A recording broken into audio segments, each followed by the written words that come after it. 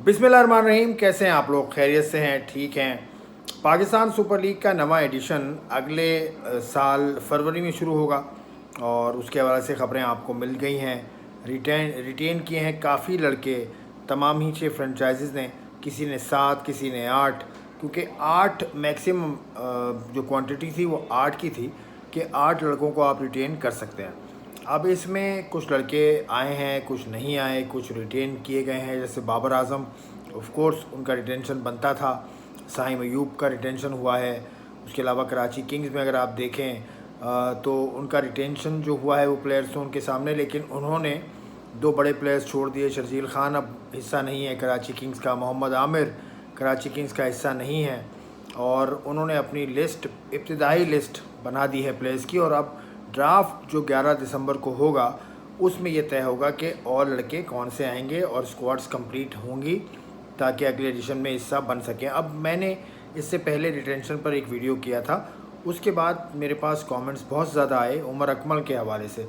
लोगों ने बहुत पूछा है कि उमर अकमल कहाँ हैं, क्योंकि उमर अकमल इससे पहले कोयटा ग्लैडिएटर का हिस्सा थे। कोयटा ग्लैडिएटर की अगर आप रिटेंशन की लिस्ट देखें तो उसमें 8 लड़के शामिल हैं, जिसमें विल स्मीड हैं, उसके अलावा रायली रोसो हैं, सरफराज अहमद हैं और दीगर प्लेयर्स हैं, लेकिन उमर अकमल इनका हिस्सा नहीं है। इसका ये मतलब हुआ कि उमर अकमल अब जाएंगे ड्राफ्ट में। ड्राफ्ट की जो लिस्ट है वो काफ़ी तवील है। अब जब ड्राफ्ट होगा तो कोई भी टीम उमर अकमल को पिक कर सकती है। Umar Akmal is open for all. Umar Akmal is up for grab जैसे कहा जाता है। तो उमर अकमल की फॉर्म के हवाले से बात करूं, जो कराची में चल रहा है नेशनल T20 कप, उसमें उनकी फॉर्म मिली जुली है। वो उन्होंने बड़े स्कोर नहीं किए, 48 एक दफ़ा किए थे, उसके अलावा उन्होंने एक और भी स्कोर किया था। लेकिन उमर अकमल जिस तरह से खेलते हैं उस तरह से खेल रहे हैं। वो आने के बाद सिचुएशन के हिसाब से वो नहीं खेले अभी तक जो मैंने देखा है।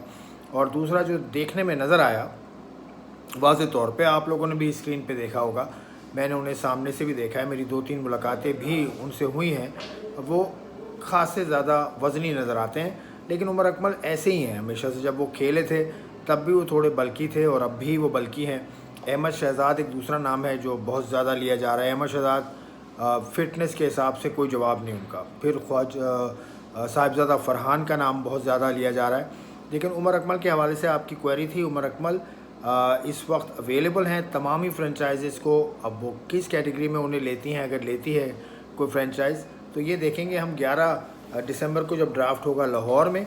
और उसके बाद फिर PSL का मामला ज़रा तेज़ चलेगा, क्योंकि नवा एडिशन है और उसमें देखते हैं कि कितने लड़के नए आते हैं, क्योंकि इतना कोई बड़ा नाम नहीं है एज सच। इंटरनेशनल प्लेयर्स में जो नाम है वो कोई इतना बड़ा नाम नहीं है। वही लड़के हैं जो इससे पहले खेले थे, राशिद खान हो गए, उसके अलावा